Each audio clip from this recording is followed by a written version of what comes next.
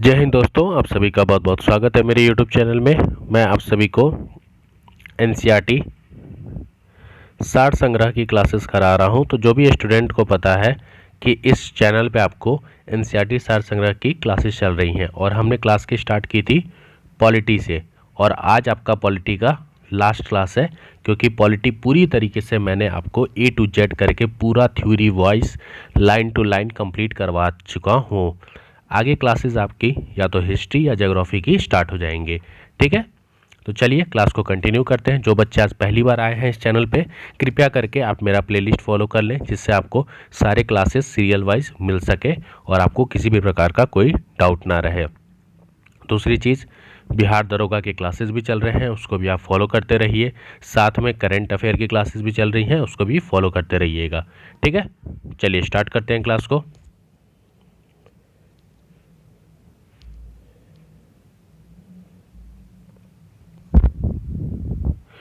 संविधान संशोधन का प्रावधान किस अनुच्छेद के अंतर्गत किया गया है? क्वेश्चन है आपका, संविधान संशोधन जो है उसका प्रावधान किस अनुच्छेद के अंतर्गत किया जाता है या किया गया है? तो जो अनुच्छेद आपका 368 है, इसके तहत हम संविधान में संशोधन का प्रावधान रखते हैं। क्लियर? तो अगर आपको संविधान में किसी भी प्रकार का संशोधन करना हो तो अनुच्छेद 368 के तहत आप कर सकते हैं। भारतीय संविधान में संशोधन के लिए संसद के किस सदन में विधेयक लाया जा सकता है? तो संसद के किस सदन में आपको विधेयक लाना पड़ेगा? तो लोकसभा अथवा राज्यसभा, किसी भी सदन में आप क्या कर सकते हैं, संविधान में संशोधन के लिए विधेयक ला सकते हैं। क्लियर? किस संविधान संशोधन का अधिनियम को लघु संविधान कहा जाता है? क्वेश्चन आपसे पूछा है कि किस संविधान संशोधन अधिनियम को लघु संविधान कहा जाता है? तो जो 42वां संविधान संशोधन है उसे हम लघु संविधान भी कहते हैं। ठीक है, बात करते हैं साधारण बहुमत से संशोधित किए गए कुछ आपके उपबंध। ठीक है, किससे? साधारण बहुमत से। तो अनुच्छेद 2, 3 और 4, सबसे पहले हम अनुच्छेद 2, 3 और 4 के बारे में पढ़ेंगे। तो अनुच्छेद हमारा 2, 3, 4 संसद को विधि द्वारा यह अधिकार देता है कि वह भारतीय संघ में नए राज्यों को शामिल कर सके तथा अपने राज्यों की सीमा को परिवर्तन द्वारा नए राज्यों का निर्माण कर सकेंगे। तो अगर अनुच्छेद 2 और 3 और 4 के संसद को ये पावर देता है, अधिकार देता है कि वह भारतीय संघ, जो भारत का संघ है, उसमें नए राज्यों को शामिल कर सकते हैं और उनकी सीमा को भी नए राज्यों के निर्माण कर सकेंगे या परिवर्तन कर सकेंगे। क्लियर? अगर हम इसी में आगे बात करें तो अनुच्छेद 75, 97, 125, 165 का क्लॉज 5 तथा 221 का क्लॉज 2, यह आपको द्वितीय अनुसूची में परिवर्तन की अनुमति देता है। कौन सा? 75, 97, 125, 165 का क्लॉज 5 तथा 221 का क्लॉज 2 आपको द्वितीय अनुसूची में परिवर्तन की अनुमति देता है। अनुच्छेद 105 के क्लॉज 3 की अगर हम बात करें तो संसद द्वारा पारित किए जाने पर संसदीय विशेषाधिकारों की व्यवस्था करता है। संसद द्वारा पारित किए जाने पर संसदीय जो विशेषाधिकार होता है उसकी व्यवस्था कौन करता है? अनुच्छेद 105 का क्लॉज 3। ठीक है, आगे हम बात करते हैं अनुच्छेद 106 की।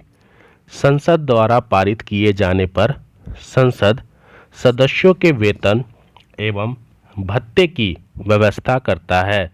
तो जो अनुच्छेद आपका 106 है वह संसद द्वारा पारित किए जाने पर जो संसद के सदस्य होते हैं उनके वेतन एवं भत्ते की जो व्यवस्था है वह आपका अनुच्छेद 106 में है। अनुच्छेद 120 का जो क्लॉज 2 है वह आपको संसद द्वारा किसी भी नई व्यवस्था के ना किए जाने पर 15 वर्षों के उपरांत अंग्रेजी को संसदीय भाषा के रूप में छोड़ने की व्यवस्था करता है। अनुच्छेद 120 का क्लॉज 2 क्या है? संसद द्वारा किसी नई व्यवस्था के ना किए जाने पर 15 वर्षों के उपरांत अंग्रेजी को संसदीय भाषा के रूप में छोड़ने की व्यवस्था करता है। ठीक है, आगे बात करते हैं। अनुच्छेद 124 का क्लॉज ए, इसमें यह व्यवस्था है कि संसद द्वारा किसी व्यवस्था के ना होने तक उच्चतम न्यायालय में सात न्यायाधीश होंगे। क्लियर हुआ? 124 का क्लॉज ए क्या कह रहा है कि इसमें यह व्यवस्था है कि संसद द्वारा किसी के व्यवस्था ना होने तक उच्चतम जो न्यायालय होता है उसमें आपके 7 न्यायाधीश होंगे। आगे बढ़ते हैं। अनुच्छेद 135 संसद को सर्वोच्च न्यायालय के अधिकार क्षेत्र में परिवर्तन करने की शक्ति देता है। अनुच्छेद 135। अनुच्छेद 169 का क्लॉज 1 कुछ शर्तों के साथ विधान परिषदों को भंग करने की व्यवस्था करता है। अनुच्छेद 169 का जो क्लॉज 1 है वह कुछ शर्तों के साथ विधान परिषदों को भंग करने की व्यवस्था करता है। अनुच्छेद 239 संघ राज्य क्षेत्रों में जैसे यूनियन टेरिटरीज के लिए मंत्री परिषद का सृजन करता है।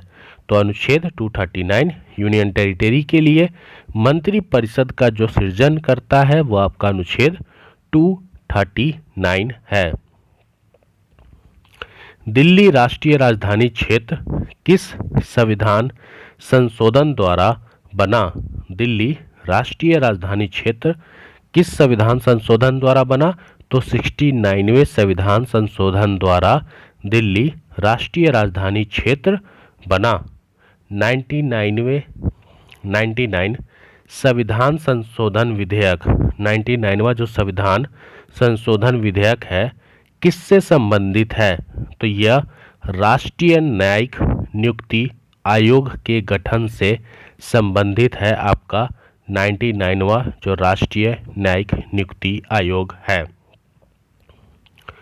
भारतीय संविधान में 9वीं अनुसूची कब जोड़ी गई थी? तो भारतीय संविधान में 9वीं अनुसूची जो प्रथम संविधान संशोधन था 1951 में, उसके द्वारा 1951 प्रथम संविधान संशोधन के द्वारा भारतीय संविधान में आपकी 9वीं अनुसूची को जोड़ा गया था। क्लियर? आगे बढ़ते हैं।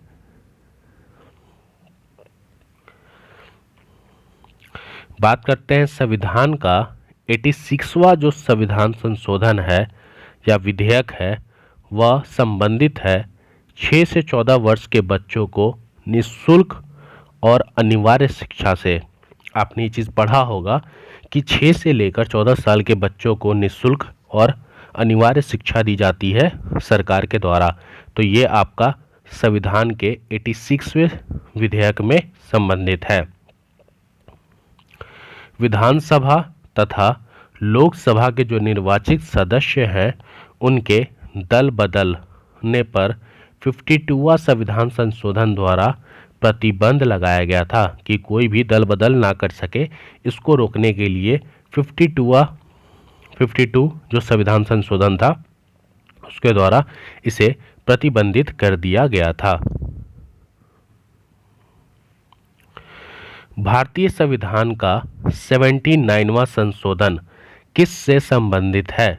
तो भारतीय संविधान का जो 79वां संशोधन है यह लोकसभा और राज्य विधानसभाओं में अनुसूचित जातियों और अनुसूचित जनजातियों के आरक्षण से संबंधित है। तो 69 आपका संशोधन SC और एसटी इसके रिजर्वेशन से रिलेट करता है। कहाँ पर? लोकसभा और राज्यसभा में। ठीक है। वर्ष 1951 में प्रथम संविधान संशोधन, वर्ष 1951 में जो पहला संविधान संशोधन था वह किससे संबंधित था? तो यह कुछ राज्यों में किए गए कृषि एवं कृषि भूमि पर संबंधित विधियों के संरक्षण से संबंधित था आपका प्रथम संविधान संशोधन, जो वर्ष 1951 में किया गया था। संसद के दो सदनों द्वारा अलग अलग विशेष बहुमत जिसे स्पेशल मेजॉरिटी से किस विधेयक को पारित होना आवश्यक है? तो क्वेश्चन आपसे पूछ रहा है कि संसद के दोनों सदनों द्वारा विशेष बहुमत से किस विधेयक को पारित होना जरूरी है? तो ये आपका संविधान संशोधन विधेयक। अगर आप संविधान में किसी भी तरह का संशोधन करते हैं तो आपको सदन के दोनों सदनों से अलग अलग स्पेशल मेजॉरिटी से विधेयक को पारित होना आवश्यक है। सर्वोच्च न्यायालय ने गोलकानाथ बनाम पंजाब राज्य विवाद में सर्वप्रथम संसद की संविधान संशोधन शक्ति को सीमित किया था। तो अगर आपसे क्वेश्चन पूछे कि बताइए पहला कौन सा ऐसा केस था जिसके द्वारा सुप्रीम कोर्ट ने, सर्वोच्च न्यायालय ने संविधान की जो संशोधन शक्ति है इसको सीमित कर दिया था? तो आपका आंसर होगा गोकलनाथ बनाम पंजाब राज्य का जो केस था उसके बाद सुप्रीम कोर्ट ने सर्वप्रथम संसद की जो संविधान संशोधन शक्ति है उसको सीमित कर दिया था। भारतीय संविधान के संशोधन में से किस संशोधन द्वारा केंद्रीय मंत्रिमंडल के आकार का लोकसभा कुल सदस्य संख्याओं का 15% तक सीमित कर दिया जाएगा? तो क्वेश्चन आपसे ये पूछ रहा है कि भारतीय संविधान के जो संशोधनों में से किस संशोधन द्वारा, मतलब भारतीय संविधान का जो संशोधन है उसमें से कौन सा संशोधन है जिसके द्वारा केंद्रीय मंत्रिमंडल का जो आकार है लोकसभा के कुल सदस्यों का 15% ही हो सकता है, इससे ज़्यादा नहीं हो सकता। तो ये आपका 91 जो संविधान संशोधन है उसके द्वारा आप केंद्रीय मंत्रिमंडल की संख्या का 15% ही क्या बना सकते हैं, मतलब लोकसभा के जो कुल सदस्य हैं उनकी संख्या का 15% ही लोग को आप केंद्रीय मंत्रिमंडल में रख सकते हैं। क्लियर? चलिए आगे बढ़ते हैं। विशेष बहुमत और राज्यों के अनुसमर्थन द्वारा होने वाले जो संशोधन है उसके अंतर्गत कुछ अनुच्छेद और विषय वस्तु समझते हैं। और यहाँ पे हमने क्या पढ़ा था, जो आपका साधारण बहुमत से संशोधित किया जाए वह, और यहाँ पे आपका विशेष बहुमत चाहिए। तो चलिए एक एक करके चीज़ों को समझते हैं। अनुच्छेद 54 राष्ट्रपति का निर्वाचन। अनुच्छेद 54 क्या बोलता है कि राष्ट्रपति का निर्वाचन होना चाहिए, एक देश में एक राष्ट्रपति का निर्वाचन होना चाहिए। अनुच्छेद 55 राष्ट्रपति के निर्वाचन की प्रक्रिया के बारे में आपको बताता है। अनुच्छेद 73 संघ की कार्यपालिका शक्ति का विस्तार किया जाए। अनुच्छेद 162 राज्यों की जो कार्यपालिका शक्ति है उसका विस्तार किया जाए। और अनुच्छेद 241 ये आपका संघ राज्य क्षेत्रों के उच्च न्यायालय के बारे में बात कर रहा है। क्लियर? भाग 5 के अध्याय 4 में संघ की न्यायपालिका के बारे में बताया गया है। भाग 6 के अध्याय 5 में राज्यों के उच्च न्यायालय की बात की गई है। और भाग 11 के अध्याय 1 में संघ एवं राज्यों के बीच जो विधायी संबंध है उसके बारे में बात किया गया है। 7वीं अनुसूची की किस सूची में संघ सूची, राज्य सूची और समवर्ती सूची में संशोधन है? तो 7वीं अनुसूची में आपका संघ, राज्य और समवर्ती सूची में संशोधन है। संसद में राज्यों का जो प्रतिनिधित्व है वह आपका अनुसूची 4, ठीक है। और स्वयं अनुच्छेद 368 ये संविधान संशोधन की प्रक्रिया में संशोधन की बात करता है, आपका स्वयं अनुच्छेद 368। क्लियर। आगे बात करें तो 86वां जो संविधान संशोधन था 2003 में, 86वां संविधान संशोधन 2003 द्वारा जो आपका शिक्षा का अधिकार है, राइट टू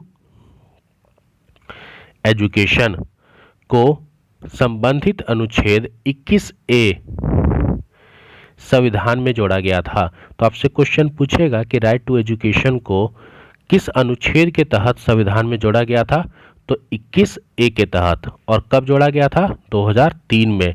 और कौन से संविधान संशोधन, तो 86वां संविधान संशोधन के तहत राइट टू एजुकेशन को हमारे संविधान में जोड़ा गया था। एनसीईआरटी सार संग्रह की जो पॉलिटी की क्लासेस थी वो आपकी ख़त्म हो गई। मैंने सारी चीज़ें आपको बता दी हैं, बस मिसलेनियस वाला पार्ट बचा है, इसको हम देखेंगे तो लास्ट में कर लेंगे। अब बाकी आपको करना क्या है, सबसे पहले आप मेरे चैनल पे जाइए, इसका प्लेलिस्ट बना हुआ है। प्लेलिस्ट को क्लास 1 से लेकर एंड क्लास तक आप अच्छे से इसको क्या कीजिए, देखिए। डाउट है कमेंट करके पूछिए। अगर आपको अच्छा लगा तो लाइक कीजिए, इस वीडियो को शेयर कीजिए अपने दोस्तों के साथ और सब्सक्राइब कर लीजिए चैनल, जिससे आपको अपडेट्स मिलता रहे। इसके बाद आपकी क्लासेस कंटिन्यू रहेंगी। अब आपका या तो हिस्ट्री स्टार्ट हो जाएगा या फिर आपका जियोग्राफी की क्लासेस शुरू हो जाएंगी, ठीक है। और बाकी क्लासेस आपकी और जैसे चल रही थी वैसे ही चलती रहेंगी। मिलते हैं नए वीडियो में। जय हिंद, जय भारत।